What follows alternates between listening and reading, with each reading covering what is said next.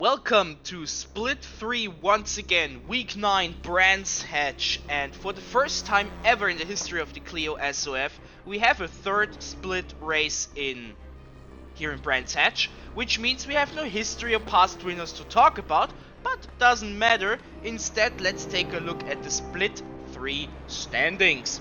Bruno Canero leads with 110, Jason Humphrey 89, Toby Keel 87, Marcin Rejewski 80 and Chris Stansfield 78. But a lot of those drivers I just mentioned we have seen in Split 2, so maybe we see quite a bit of a shake-up after this race. So let's not waste any time. Let's jump right to the start of the race, look at the starting grid to see how qualifying went, and then let's see how Split 3 performed here in Brands Hatch.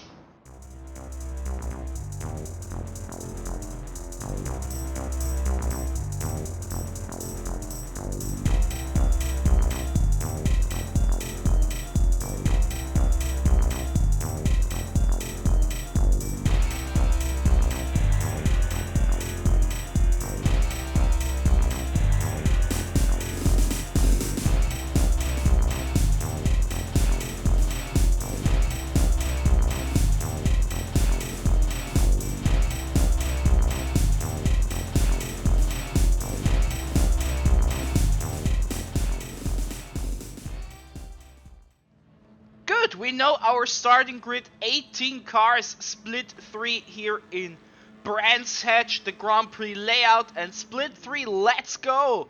And someone has a bad start there in the back. That was number 17, Jimmy Martin. Down to turn 1 for the first time, one of the Orpington drivers. This is Richard Nichols, a race winner this season, and we have a first contact here in Topley. And another one, lock up by Paul Remnant. And another one, this is number 1, Siren Kamsky. Welcome to Split 3, everyone. And as always, I tell you, we have the lower rated, less experienced drivers here, so mistakes are to be expected. But 3 within 20 seconds? That's a good one. Was it even 20 seconds? I'm not so sure about it. Either way, Matt Strickland is leading in front of Sebastian Müller and Adam Brockton under attack from Richard Nichols, who already has quite a bit of a front bumper issue, let's call it that. But like I said, Nichols is a race winner this season in the SoF. He won a Split 4 race. Not the only one in this race, but more on that maybe a bit later after the start. Or rather after the first lap. Ooh, Brockton goes wide, Nichols and Hallcross say thank you. And both are through. And Brockton loses to P5. Yeah, 2 positions. Was able to stay in front of Remnant and Chris Forrester. The first 2 lucky to have been out of any situation. Ow! I was sent a picture in front of before this broadcast, and I was asked if this could be the thumbnail. Yeah, we have a good chance that this incident could be the Split 3 thumbnail. What a shame for Richard Nichols. He was in P3, and now he ain't.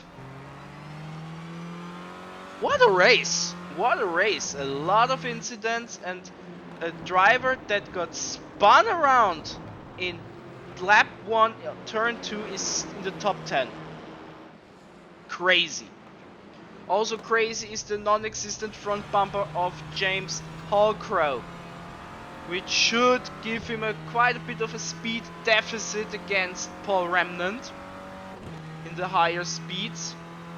Yeah, you can see ever so slightly, okay, not too much, but now side by side, Remnant and Hallcrow, this is for P4. And now Adam Brockton gets to the same thing as Matt Strickland and Sebastian Müller, which is they are fighting behind you, so you have a chance to get away from it. Oh, a little bit of touching there, Remnant losing position. Oh, super wide slide by Jordan Cow. super wide. But yeah, if we take a look, yeah, it's the first two, then the 3 to 9 somewhat close-ish, and then you have a group from 10 to 13, and then it's basically the aftermath of everything that has happened so far.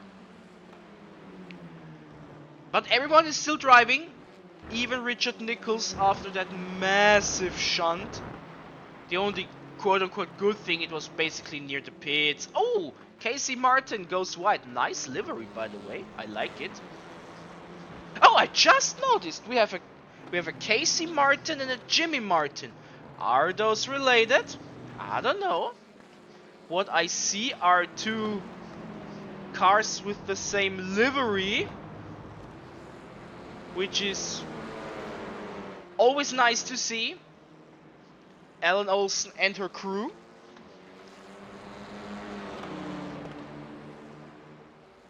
But sadly this time they are not too far away. Ellen Olsen, she has won the Split 4 race in Oulton Park.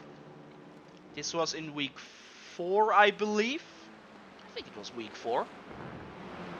And now back in the Clio SoF and in P10.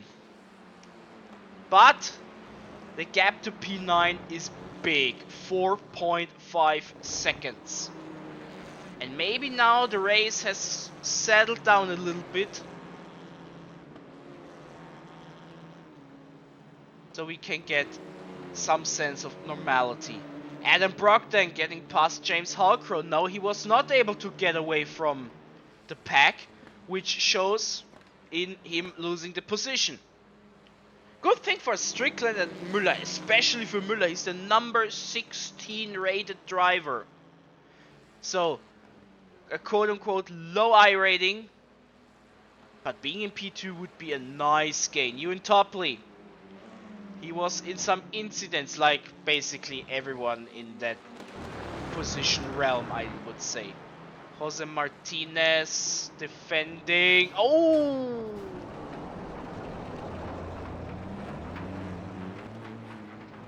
That was a lockup for the ages by Pasquale Mangiola. Ugh. But yeah, I say it every single time. The Clio is tricky on the brakes. A few meters later, and 1 or 2% more brake power, and suddenly you start to lock up. You have to know the limits of the car. And sadly for Jose Martinez, he lost 2 positions as a result. Meanwhile, Pasquale Mangiola only lost 1 after attacking him like this. James Halcrow. We have missed... I'm sorry, I just noticed we missed a bit of a thing, because Brockton lost the position to Halcrow, but now Halcrow is in P5 and not in P3. I'm sorry for totally missing out on that. I hope at least we did not have it on screen, so I have an excuse for it. But now we have a battle, and 1, 2, 3, 4 cars here for the final spot on the podium. From Brockton down to Remnant, and behind them Jordan Cow and Aaron Williams. One of the drivers we see week in and week out this season. Fun fact, as I like numbers, 7 drivers. 7 drivers have driven every single SoF race this season. So, kudos to them. 4 of them of the same team, the Orpingtons. They have been here week in and week out. Oh, Brockton going wide. And now he touches. Ooh, and he's getting coned. Oh, this is not good. Ay.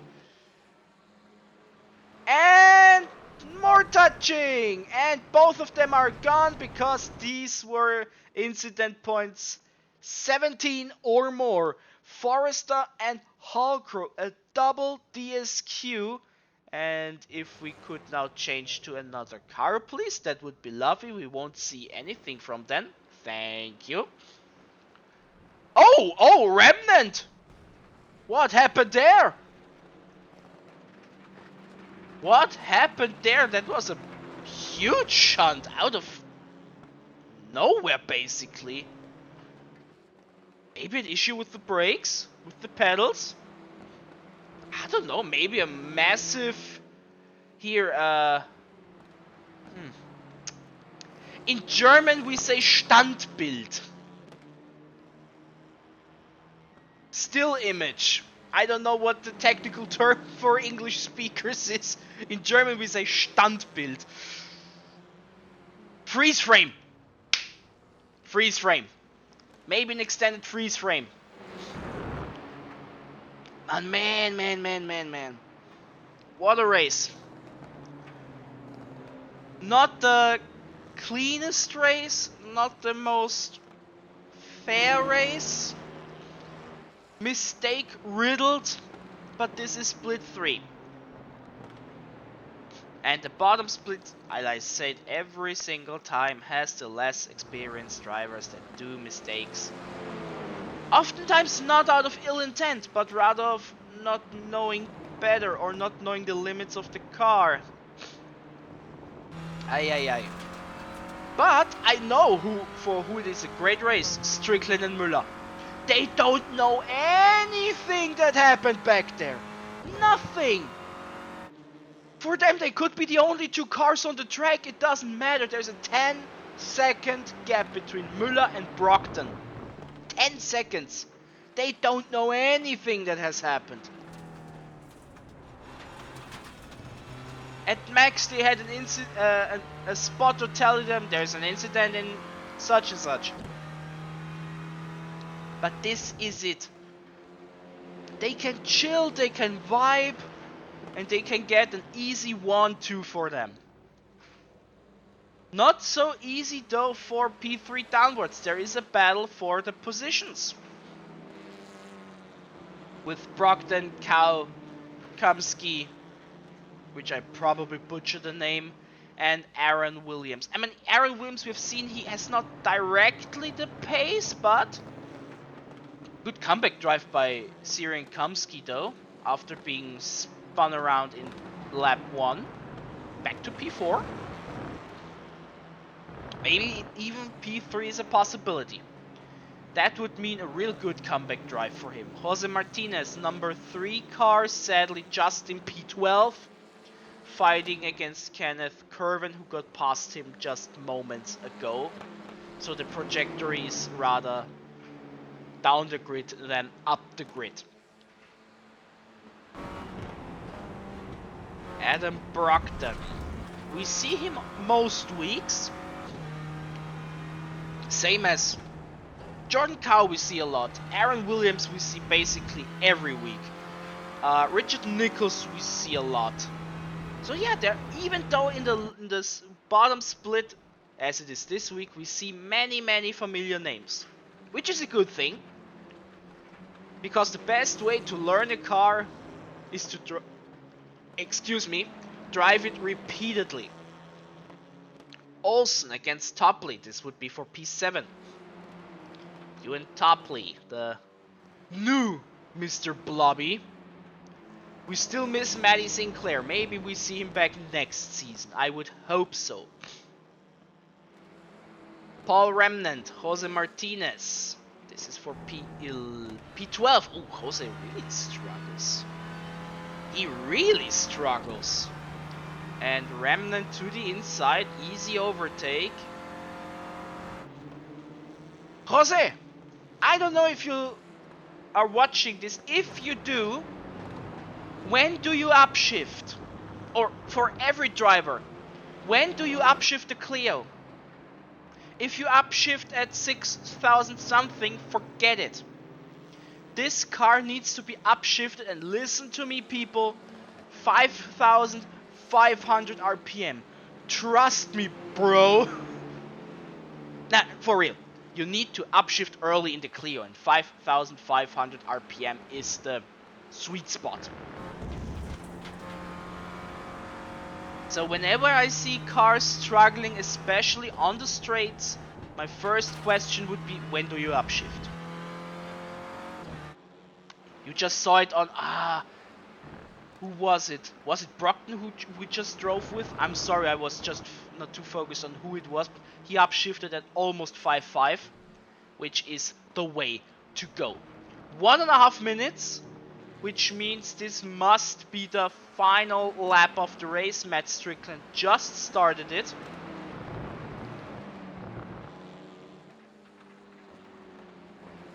And yeah, I think Jordan Cow is in a good position now. He has... I mean, how many different drivers were in P3 this race? A lot, in fact. Many drivers had this third place, but so much has happened. Crazy. Crazy. And the race is almost over now. Brockton and Kumsky. We don't see it, but we noticed it on the left side of the screen. Martinez going wide there. This is Topley and Aaron Williams. Topley, bit of a comeback drive for him as well. Back in P6. And like I said, same for Kumsky. He's in P5. Maybe has a chance for a last minute overtake to get back into P4. Then the comeback drive would be complete, which would be rather amazing. But as time is running out, 6, 5 and so forth, we are almost done. Aaron Williams, can he hold tight? Oh, Topley! Going wide there, and Strickland, we have not seen a lot of him, but he dominated this race. This is the reason why. Müller, we have not seen a lot of him, but he was super far away from everyone. Congratulations, great result for Sebastian Müller. And now we wait. Jordan Cow, he is in P3, nicely done. Brockton was able to defend Kumsky. Aaron Williams defends Topley after his mistake. Alan Olsen in P8.